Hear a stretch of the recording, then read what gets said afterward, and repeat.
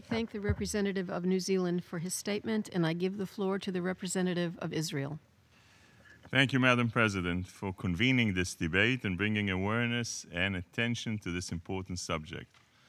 Ambassador Carlo, may I also add on a personal note that it is my distinct pleasure to give this statement while you're presiding over this meeting. So far this year, 26 journalists have been killed and 175 have been imprisoned trying to do their job.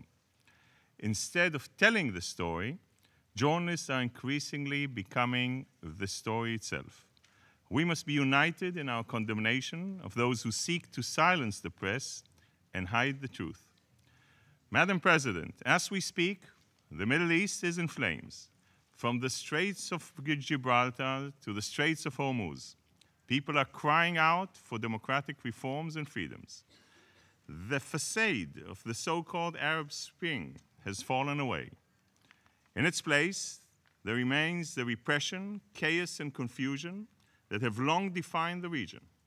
Attacks on the media are increasing all over the world, but nowhere is it more dangerous to be a journalist than in the Middle East.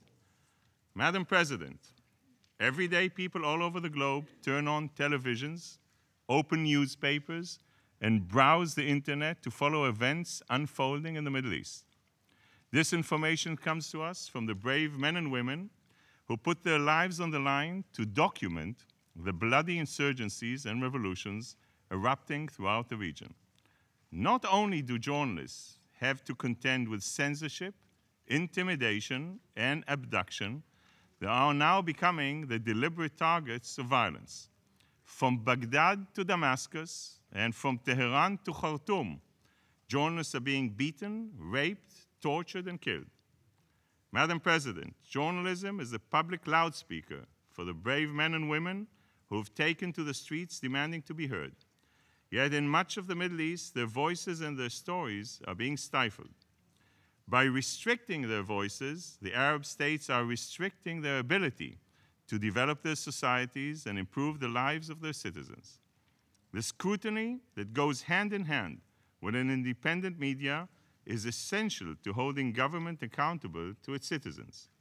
Every voice must have the chance to be heard, especially the voices of dissonant and marginalized members of society. Madam President, in Israel, freedom of the press is woven into the very fabric of our democratic society. We have no shortage, as you know, of media outlets that report on every facet of society and very often demand of our government and our leaders. Our commitment to the free exchange of ideas has made Israel a destination of choice for many reporters. Journalists in Israel don't have to fear the arbitrary arrests, imprisonments, and executions common in the totalitarian states that make up the rest of the region. The very liberties that Israel provides are both a blessing and a curse. While we are immensely proud of our democratic institutions, they often result in the burden of condemnation falling on Israel. After all, foreign journalists would much sooner face news cameras in Tel Aviv than bullets in Damascus or torture in Tehran. Some reporters choose to focus the scrutiny on the Middle East's only real democracy. Rather than risking their safety, these journalists flock to Israel knowing that there will be few repercussions and quite possibly a Pulitzer Prize for their efforts. Despite all the challenges that go hand in hand with an independent media, there's no doubt in my mind that the benefits outweigh the costs. As Thomas Jefferson said, our liberties depend on freedom of the press. It cannot be limited without being lost.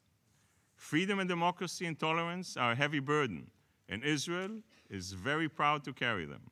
With more reporters and human rights activists per capita than anywhere else on the planet, Israel understands that a society cannot truly be free until its citizens have the right to ask questions, challenge the status quo, and openly speak their minds. Madam President, democracy, with all its drawbacks, is worth far more than any dehumanizing and destructive dictatorship. Attacks against journalists are not simply attacks on individuals. They're attacks on freedom of the speech, freedom of expression, and freedom of the press.